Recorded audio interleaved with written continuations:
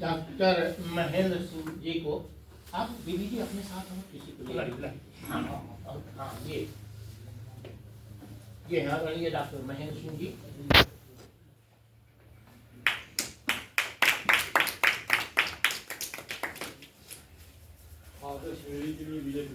जी मैं बुला रहा हूँ तुरंत बुला रहा हूँ। भैया आदर्श द्विवेदी जी हैं हमारे प्रांत के अध्यक्ष श्री विजय त्रिपाठी जी सम्मानित करने जा रहे हैं। श्री आदर्श द्विवेदी जी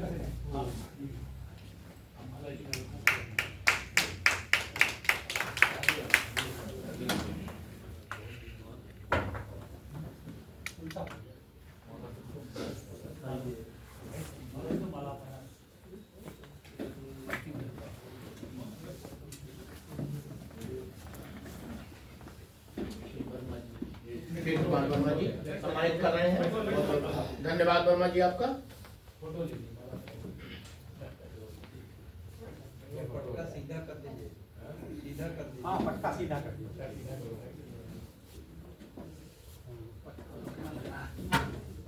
बहुत ही सक्रिय रहते हैं श्री सुशील कुमार वर्मा जी, रीवा तक गए थे ये।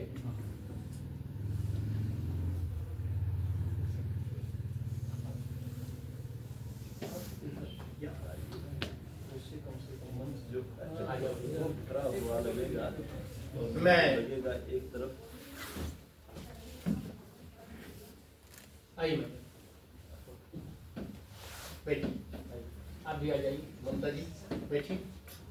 सबसे पहले मैं आदरणीय प्रोफेसर सत्यप्रकाश तिवारी जी को आहूत करूंगा, वो आए और उन्होंने जो जिस पुस्तक के विषय में तैयार किया है अपना वक्तव्य दें।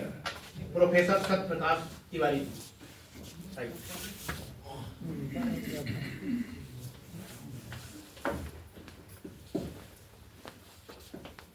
त्रिपाठी होने के कारण आपने इनको अध्यक्ष को पहले बुला दिया गया। सबसे ऊपर नाम था तिवारी के ऊपर रहते ही। ये आज के इस आयोजन के मुख्य अतिथि हमारे राष्ट्रीय महामंत्री परम आदरणीय बादल जी, हमारे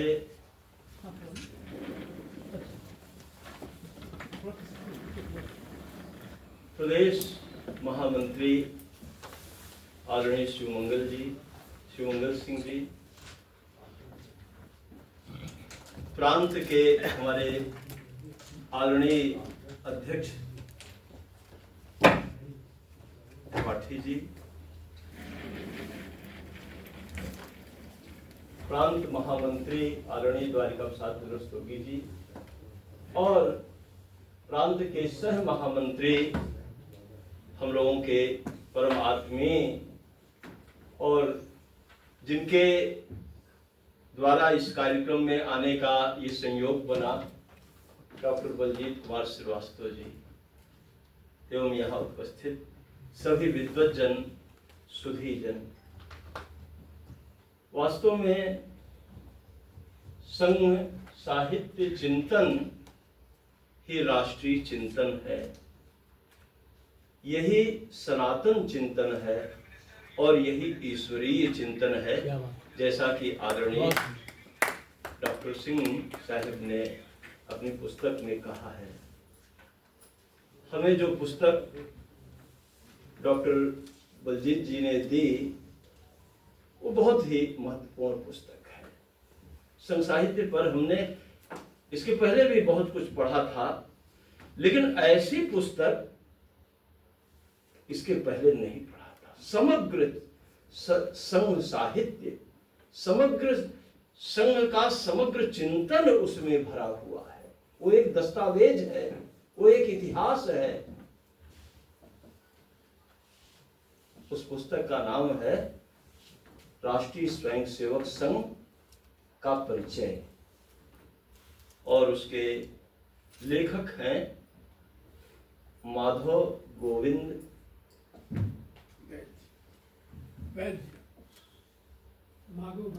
हाँ वैद्य जी, अद्भुत पुस्तक है। ये पुस्तक जो है वो 9 अध्याय पुस्तक में है। 9 अध्याय या 9 शीर्षक, जो 9 शीर्षकों में वो बद्ध है, और अंत में परिशिष्ट है। परिशिष्ट भी 3 परिशिष्ट हैं।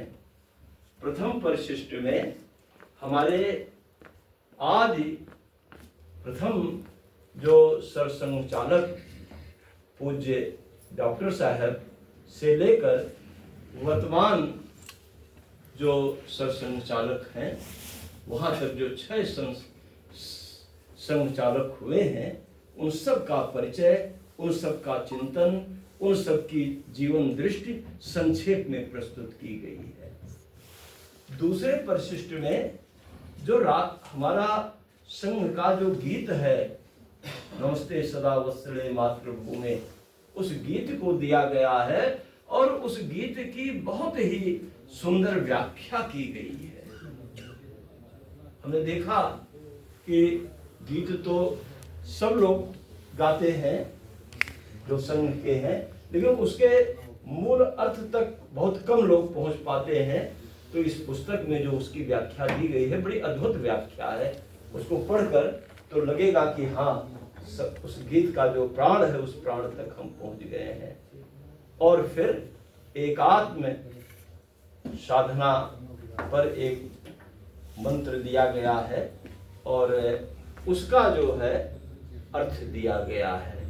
बीच बीच में कई इसमें चित्र भी दिए गए हैं जो संघ के उद्भव से लेकर और आज तक जो संघ ने तमाम महत्वपूर्ण कार्य किए हैं, मानव सेवा के कार्य किए हैं, राष्ट्र सेवा के कार्य किए हैं। देश में जब भी आपदाएं आई हैं, उन आपदाओं में संघ ने जो सहयोग किया है, ऐसे तमाम महत्वपूर्ण चित्र दिए गए हैं। वास्तव में जो प्रथम इसका शीर्षक है, प्रथम शीर्षक में इन्होंने ये दिखाया है कि पूज्य डॉक्टर साहब, डॉक्टर हेडगेवार जी का जन्म कहाँ हुआ, कब हुआ, राष्ट्रीय स्वयंसेवक संघ की स्थापना 1925 में कब की, और इसके साथ उनके बाल्य जीवन के अनेक महत्वपूर्ण प्रसंग उसमें आए हैं, जिसमें ये दिखाया गया है कि वो जन्म से ही उनके मन में राष्ट्र के प्रति कैसी निष्ठा थी। जब वो 4 वर्ष के थे, ये 1897 की बात है, जब महारानी विक्टोरिया के राज्यकाल के शासनकाल के 60 वर्ष पूरे हुए थे और हीरक समारोह लंदन में और लंदन के साथ हिंदुस्तान में भी बड़े धूमधाम से मनाया गया था। और उस समय वो ऐसे ही छोटी कक्षा के विद्यार्थी थे और जिस विद्यालय में वो पढ़ते थे उस विद्यालय में भी हीरक महोत्सव मनाया गया था। तमाम सब आयोजन हुए थे और पेड़ा दिया गया था विद्यार्थियों को, लेकिन उन्होंने उस पेड़े को ग्रहण नहीं किया। उन्होंने कहा नहीं, ये एक विदेशी साम्राज्ञी के उत्सव का जश्न मनाया जा रहा है, इस पेड़े को हम कैसे ग्रहण कर सकते हैं, और उस पेड़े को ले जाकर उन्होंने कूड़े में डाल दिया। तो एक 4 साल के बच्चे में इस तरह की राष्ट्र के प्रति निष्ठा और इस तरह की राष्ट्र के प्रति भावना है, ये बहुत बड़ी बात है। दूसरा उस समय दिखाई पड़ता है जब वो 12 साल के होते हैं और इनकी एलिजाबेथ के मृत्यु के बाद फिर जॉर्ज 7 इंग्लैंड के शासक बनते हैं, हिंदुस्तान के सम्राट बनते हैं और जगह जगह उत्सव मनाया जाता है, पटाखे दगाए जाते हैं, लेकिन उस उत्सव में ये नहीं जाते और कहते हैं नहीं, ऐसे उत्सव में हम नहीं जा सकते जिस उत्सव में विदेशी शासक के शासन का उत्सव मनाया जा रहा है, उसके ताजपोशी का उत्सव मनाया जा रहा है। उस समय उनकी उम्र जो है ये 1901 की बात है। उस समय उनकी उम्र मात्र 12 वर्ष थी। तो 8 वर्ष का बच्चा, 12 वर्ष का बालक के अंदर अगर इस तरह का भाव जगा है तो वो सामान्य बात नहीं है, वो ईश्वरीय अनुकंपा ही है। और उसी ईश्वरीय अनुकंपा ने पूज्य डॉक्टर साहब को आज इस ऊंचाई पर पहुंचाया। वो देवतुल्य हो गए। उन्होंने संघ की स्थापना जो की, संघ की स्थापना की प्रेरणा उन्हें लगा कि ये संघ जो है, हम अकेले मुट्ठी भर लोग कैसे इन अंग्रेजी शासकों के विरुद्ध लड़ाई लड़ सकेंगे। तो उन्होंने चिंतन किया, कई दिनों तक चिंतन किया और कई दिनों तक चिंतन के बाद वो इस निष्कर्ष पर पहुंचे कि अंग्रेज आक्रांता तो यहाँ व्यवसायी के रूप में आए थे। उन्होंने कोई फौज लेकर वो नहीं आए थे। यहाँ के लोगों को ही उन्होंने अपनी सेना में भर्ती किया, यहाँ के लोगों ने ही युद्ध किया, यहाँ के लोगों ने ही यहाँ के लोगों को उनके इशारे पर मारा। तो क्या ये हम नहीं कर सकते? ये तो हमारे अपने हैं, हम तो इनको अपने तरफ जो है बहुत आसानी से ला सकते हैं और लाकर एक ऐसी शक्ति स्थापित कर सकते हैं जिससे अंग्रेजों को देश से बाहर निकाला जा सके। उन्होंने पूरे इतिहास को खंगाला। उन्होंने देखा कि औरंगजेब का जो सेनापति थे, जो उनके लिए युद्ध करते थे, राजा जय सिंह, अकबर के लिए जिन्होंने युद्ध किया, मान सिंह, और उनके पिताजी भी जो है निजाम के दरबार में जो है वो सेनापति थे। तो इन विदेशियों के लिए लड़ाई लड़ते रहे। उन्होंने देखा, इतिहास को खंगाला तो मिला, उन्होंने देखा कि जब जालियांवाला बाग कांड में गोली चलाने वाले और कोई नहीं थे, गोली चलाने वाले यहीं के सिपाही थे और यहीं के लोगों को उन्होंने मारा, आदेश देने वाले वो थे। तो अगर ऐसा हो सकता है तो ये तो हमारे अपने ही लोग हैं, ये हमारे अपने क्यों नहीं हो सकते? और ये अगर हमारे अपने हो जाएंगे तो अंग्रेजों को बड़े आसानी से इस देश से बाहर किया जा सकता है। ये चिंतन उनके दिमाग में आया और फिर उन्होंने राष्ट्रीय स्वयंसेवक संघ की स्थापना की। उन्हें ये भी वो था कि बड़ों को, जो बड़े हैं, जिसके मन में पहले से ही विचार बैठ गया है, पहले से ही कोई भाव बैठा हो, उनको परिवर्तित करना आसान नहीं है। छोटे छोटे बच्चों को, जिनका दिमाग जो है अभी खाली है तख्ती के तरह, उनको बड़े आसानी से उनके दिमाग में राष्ट्र के प्रति ये चेतना जगाई जा सकती है, उनके अंदर अपने विचारों को भरा जा सकता है। और इन्होंने 10 से 12 साल के बच्चों को लेकर जिस तरह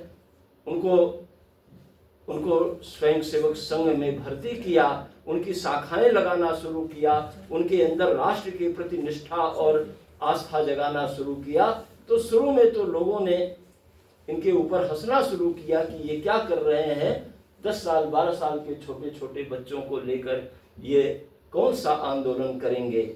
लेकिन बाद में जब देखा कि वो बच्चे किशोर हुए, वो बच्चे युवक हुए और उनके अंदर जो है राष्ट्र के प्रति मर मिटने की भावना जागृत हो गई और वो राष्ट्र के लिए कुछ भी करने के लिए तैयार हो गए, तब फिर लोगों को लगने लगा कि हाँ, डॉक्टर साहब, पूज्य डॉक्टर साहब ने ये एक बहुत बड़ा काम किया।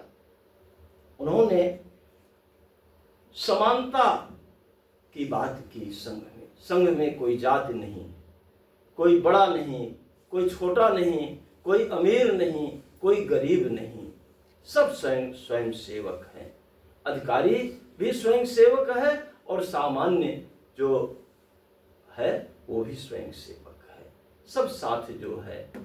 और इस बात को उन्होंने वो किया कि भाई जब दक्ष और उसका आदेश होता है तो एक सामान्य स्वयं सेवक उसको करता है, और उसका अनुपालन जो संघ के बड़े अधिकारी हैं वो भी उसका अनुसरण करते हैं, उसका अनुपालन करते हैं। तो ये एक बहुत बड़ी बात, क्योंकि उस समय समाज जो है बटा हुआ था, जाति के आधार पर, धर्म के आधार पर, गरीब अमीर के आधार पर। तो इन्होंने जो है समाज में एक समता की भावना जगाई, और जिससे लोगों के अंदर जो है एक विश्वास, आत्मविश्वास जो है वो जगा, और लोगों में आत्मीयता का भाव जगा। इन्होंने ये दिखाया कि हम समाज में रहकर ही समाज की सेवा कर सकते हैं, राष्ट्र की सेवा कर सकते हैं, समाज से जुड़कर ही।